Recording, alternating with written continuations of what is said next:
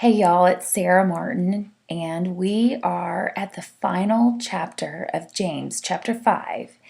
And I'm so beyond thrilled that you have joined me through this journey.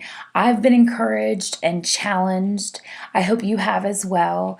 And I have especially been encouraged and challenged by your feedback and your thoughts that you all have shared with me in the comments section after reading the chapter for yourself and making comments on what I proposed in the videos, as well as some of the things that we discussed in our own personal Bible study time. And so I thank you for joining me for this video Bible study. So let's go ahead and dive into James chapter 5.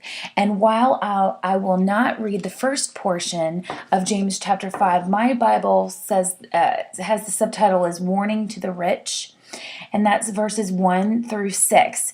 But I do encourage you to read through the whole chapter. Maybe press pause now and come back. The first section, like I said, warning to the rich, whether or not you're a rich ruler as described in this segment, or you're just a regular everyday person with normal finances. I think we all can be challenged by this segment in James chapter 5. But for this video, we are going to look at verse 7 and read on through to verse 9, through verse 9.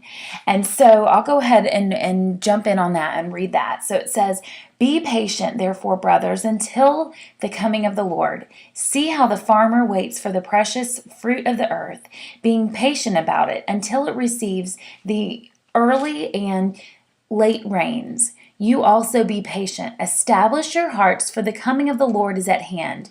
Do not grumble against one another, brothers, so that you may not be judged. Behold, as the judge is standing at the door."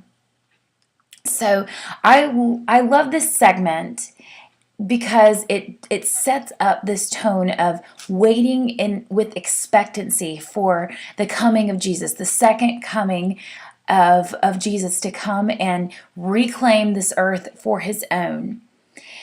And some of the commentary I read suggested that verse 7, where it says, "See how the farmer waits for the precious fruit of the earth, being patient about it until it receives the early and late rains."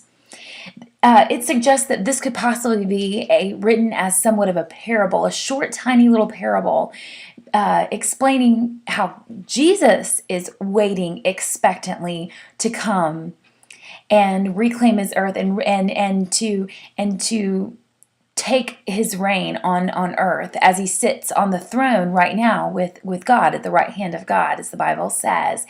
I love this because it kind of has a mirror image, two sides of the coin, where we are to be waiting expectantly for his coming, and he's ready and waiting. I can just almost see him kind of sitting at the edge of the throne. Is it time yet? Is it time yet? Can I go, Father? Can I go? Kind of like, let me go, let me go, let me go. But he knows that God's timing is utmost perfection, and that at the most perfect time, like it says, until it receives early and the late rains, until the harvest is ready, that is when he will come.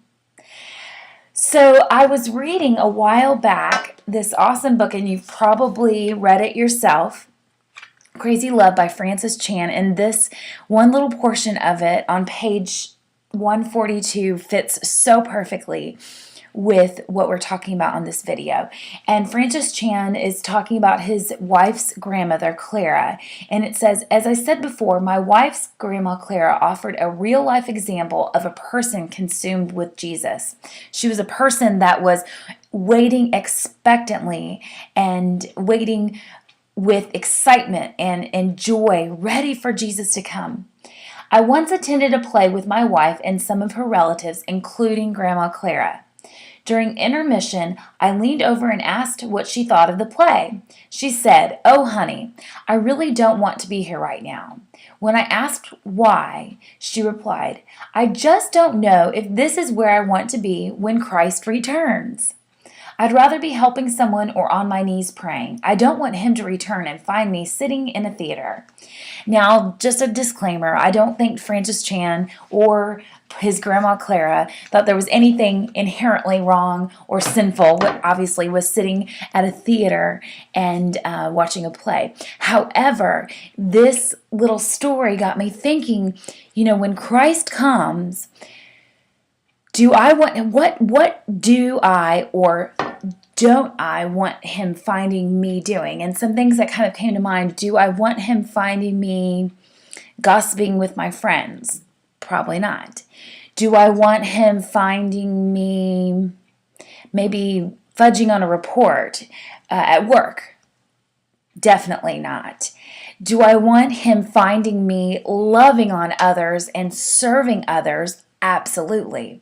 Do I want him finding me? I mean, wouldn't this be cool if Christ came and found us maybe in our living rooms, having private worship time, singing and praying and worshiping him, and then he comes, he returns. So I hope that this gets you thinking about things that you do in your everyday life, because Christ could return at any moment. We don't know the time. Only God has his perfect timing. But I hope that this gets you thinking about your everyday activities, and do they glorify God? And what would we think if Christ came and returned and found us doing those things? Would he be proud of us? Would he be kind of disappointed with that behavior? So take some time to think on that and Grandma Clara's thoughts from Francis Chan's book, Crazy Love. And I will also include some questions to do your own personal Bible study on the rest of James 5, especially the second portion of it as it talks about Elijah and prayers of faith. We'll dig into that deeper in the Bible study questions. So leave me your comments in the comment section. I would be thrilled to hear what you have to say and have some dialogue going on with you. Again, I really, really appreciate your time in watching these videos and studying the book of James along with me. If you also have an idea of something that you would like me to cover in another video Bible study, leave that in the comment section too, and I'll take it under consideration. So have a wonderful day wherever you are, and we'll see you next time. Bye.